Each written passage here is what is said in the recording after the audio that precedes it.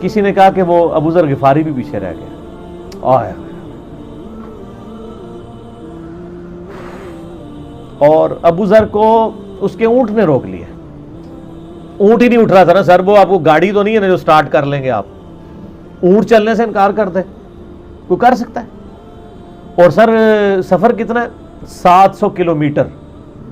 700 kilometre کا ریگستانی سفر آج کے دور میں بھی کرنا مشکل ہے. سائیکل پہ نہیں آپ کر سکتے, پیدل تو آپ سوچ بھی نہیں سکتے. اونٹ کے بغیر کیسے ہو سکتا ہے, جس میں آپ کو اونٹ اس لیے بھی ضروری ہے کہ اس کے اوپر آپ نے سامان لادنا ہے. پانی نہیں راستے میں پینا. ریگستان میں تو کئی کلومیٹرز تک کچھ بھی نہیں ہوتا, بھوکے پیاسے مریں گے.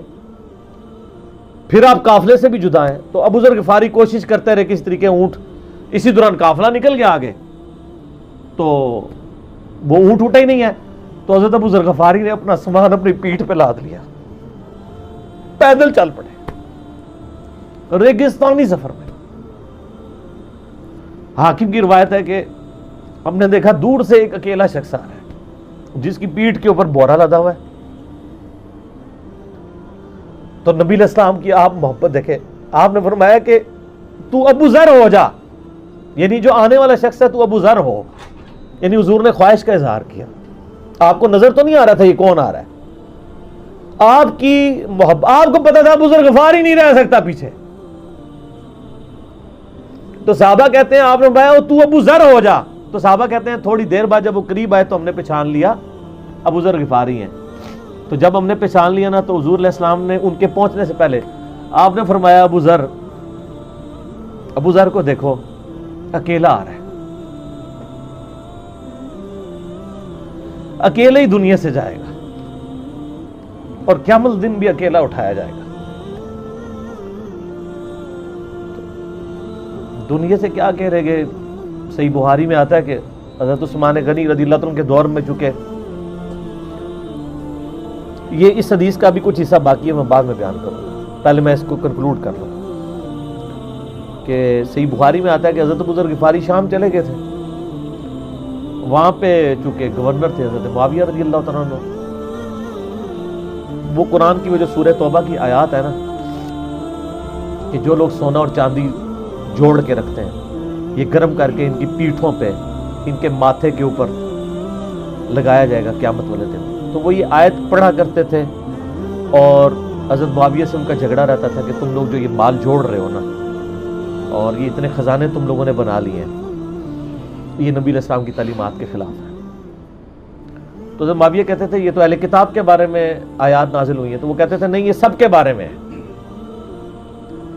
اب شرعی حکم یہ ہے کہ مال آپ جوڑ سکتے ہیں اگر آپ زکوٰۃ دے رہے ہیں, لیکن یہ پسندیدہ نہیں ہے. طریقہ نبوت یہ نہیں ہے. نبی علیہ السلام نہیں جوڑ سکتے تھے, پوری زندگی زکوٰۃ دینے کی نوبت نہیں آئی ہے, حالانکہ خمس ملتا تھا, خیرات کرتے تھے. ابو ذر غفاری کا جھگڑا یہ تھا کہ تم تو نبی کے اصحاب ہو, تم لوگوں کو یہ زیب ہی نہیں دیتا کہ تم لوگ اس طرح کے معاملات میں رہو اور اس طرح مال جوڑو.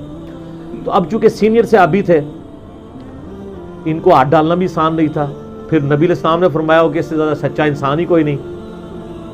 تو حضرت معاویہ نے خط لکھا حضرت عثمان کو کہ جی اس بندے سے میری جان چھڑائیں نا, اس کو آپ واپس ملائیں. حضرت معاویہ نے جب خط لکھا تو حضرت عثمان نے ان کو کہا تم مدینہ شریف واپس آ جاؤ. مدینہ شریف جب یہ واپس آئے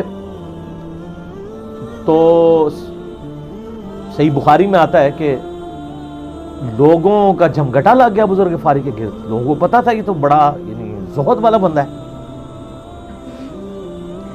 تو ابو ذر غفاری وہی حدیثیں سنایا کرتے تھے کہ حضور نے فرمایا یہ احد پہاڑ سونے کے برابر ہو تو میں خیرات کر دوں گا. جبکہ باقی صاحب کہتے تھے کہ مال جوڑنا جائز ہے اگر زکوٰۃ کوئی دیتا رہے. وہ یہ کہتے تھے کہ یار یہ تم لوگوں کو تو زیب نہیں نہ دیتا, یار تم لوگ تو یہ باتیں نہ کرو, تم لوگ نبی کی صحبت یافتہ ہو, تم لوگوں کو تو زہد ہونی چاہیے تم لوگوں کی زندگی میں. اب لوگوں کا ہجوم ان کے گرد لگ گیا اور پھر حضرت عثمان نے ان کو خلیفہ وقت بلایا اور کہا کہ یار تو خود ہی مدینہ شریف چھوڑ کے یہاں سے چلا جائے, تیری وجہ سے فتنہ کھڑا ہوا ہے. حضرت عثمان نے کہا میں نے تو نبی علیہ السلام سے سنا تھا کہ حکمرانوں کی اطاعت کرنا, صبر کر لینا. تو ایک زبدہ نامی کا ایک گاؤں تھا مدینہ شریف کے پاس، شہر سے ہٹ کے، تو وہ پھر وہاں پہ ہجرت کر گئے۔ آپ دیکھیں ریونج کیسا تھا، لوگ کتنے ڈرے ہوئے تھے کہ ابو ذر اپنی بوڑھا شخص 80-90 سال کا بابا اپنی ایک بڑھیا بیوی کو لے کے اس عمر میں شہر بدر ہو رہا ہے اکیلا۔ آج نہیں آپ سوچ سکتے کسی جگہ آپ اکیلے جا کے پڑاؤ کریں، کسی بیابان کے اندر، ریگستان کے اندر۔ اس زمانے میں آپ سوچیں، آج کل بھی آپ مدینہ شریف کے گر چلے جائیں تو آپ آنی ایک رات بھی نہیں گزار سکتے۔ تو کوئی شخص حضرت ابو ذر غفاری کو سی آف کرنے نہیں ہے سوائے حضرت علی کے، اور وہ بھی مدینے کی باؤنڈری تک آئے۔ ان کو پتہ تھا ان کے سٹانس کے بارے میں، اور حضرت علی نے ان کو جب سی آف کیا تو کہا کہ میں چونکہ حکمران وقت کی اطاعت کا پابند ہوں، میں مدینے کی باؤنڈری سے باہر نہیں جاؤں گا۔ اگر مجھے کوئی اس طرح کا یعنی حکم اجازت مل جاتی تو میں تیرے ساتھ جاتا۔ ایران والوں نے حضرت علی علیہ السلام کے زندگی کے آخری 10 سال کے اوپر ایک فلم بنائی ہے، امام علی علیہ السلام۔ اس میں ابو ذر غفاری کے سارے واقعات ہم نے فلمائے ہیں، اس میں دیکھنے والے۔ جب مولا علی چھوڑنے آتے ہیں، پھر جو ان کی ڈیبیٹس ہوتی ہیں مدینہ شریف میں لوگوں کے ساتھ، وہ ساری انہوں نے ویڈیو میں فلما دی۔ پھر یہ چلے گئے وہاں پہ رہنے شروع ہو گئے۔ اب اس حدیث کی طرف واپس آ جائیں جو فرمایا آپ علیہ السلام نے اکیلے ہی مرے گا۔ ابو ذر غفاری، اس حاکم کی روایت میں آتا ہے ابو ذر غفاری کی موت کا وقت قریب آ گیا، صرف بیوی ہے پاس۔ بیوی نے رونا شروع کر دیا کہ حضرت آپ فوت ہو گئے، آپ کو کفن کون دے گا، آپ کو غسل کون دے گا، آپ کو دفنائے گا کون، میں عورت ذات کیا کر سکتی ہوں۔ حضرت ابو ذر نے کہا کہ نبی علیہ السلام سے میں نے سنا تھا کہ تو اکیلا مرے گا، پھر مسلمانوں کا ایک قافلہ وہاں سے گزرے گا جو تجھے کفن دے کے دفنائے گا اور جنازہ بھی پڑھے گا۔ تو نے فکر نہیں کرنی، جب میں مر جاؤں تو میری لاش کو چوراہے پہ رکھ دینا گزرگاہ میں، جو یعنی مدینہ کی طرف راستہ آتا تھا گاؤں ایریا سے، اللہ میرا بندوبست کر دے۔ وہی ہوا کہ ان کے مرنے کے بعد مسلمانوں کا ایک قافلہ دور سے آ رہا تھا، تو اسی مستقل حاکم کی حدیث میں آتا ہے کہ سر قافلہ بھی سنے پھر کون ہے، عبداللہ ابن مسعود۔ ابو ذر غفاری بھی زہد کے امام، ابن مسعود بھی زہد کے امام، ابو درداء بھی زہد کے امام۔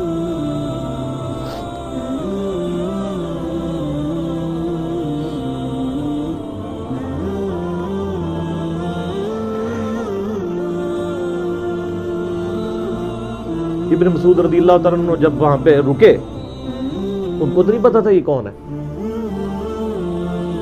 تو انہوں نے کہا بی بی کیا وہ؟ ان کا میرا خامند مر گیا ہے۔ ان کا یہ کون ہے؟ تو انہوں نے کہا ابو ذر غفاری۔ عبداللہ بن مسعود کی چیخ نکل گئی، چیخ ماری انہوں نے، ان کا واہ۔ اللہ کے نبی نے فرمایا تھا کہ ابو ذر اکیلا آ رہا ہے تبوک کے موقع پہ، دنیا سے بھی اکیلا جائے گا، اور قیامت الدن بھی اکیلا اٹھائے گا۔ یعنی اب اسی سرزمین سے ہی اس نے اٹھنا ہے نا، ہر بندے نے اپنی قبر سے اٹھنا ہے، یعنی وہ مسلمانوں کے قبرستان میں بھی دفن نہیں۔ ایک یہ جو مزار کی رٹ لگائے پھرتے ہیں، میں ان سے پوچھتا ہوں تمہارے باپوں کی کیا اوقات ہے؟ ابو ذر غفاری کا مزار دکھاؤ کتنا۔